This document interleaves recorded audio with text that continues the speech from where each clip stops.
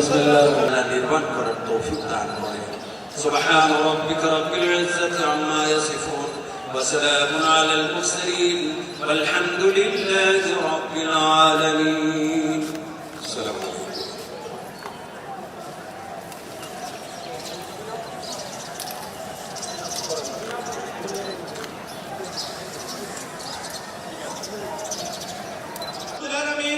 মহান স্বাধীনতার ঘোষক শহীদ রাষ্ট্রপতি জিয়াউর রহমানের মাথায় বাংলাদেশের প্রধানমন্ত্রী তথা তার কলিজার টুকরা তার বংশের একমাত্র বাতিঘর আমাদের সকলের সাংগঠনিক অভিভাবক তার পুত্র তার সন্তান জনাব তারেক রহমানকে নিয়ে তোমার দরবারে হাত তুলেছি, মেহেরবানি করে ওনার তামাম জীবনের সমস্ত গুনাহগুলো মাফ করে তাকে জান্নাতবাসী করে দাও।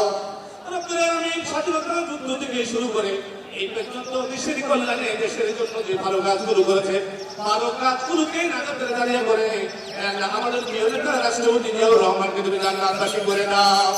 রব্বুল আলামিন তার পাশে শুয়ে আছে তার সহধর্মিণী আমাদের মা, যিনি গণতন্ত্রের জন্য দেশের জন্য জাতির জন্য জীবন উৎসর্গ করে দিয়েছেন।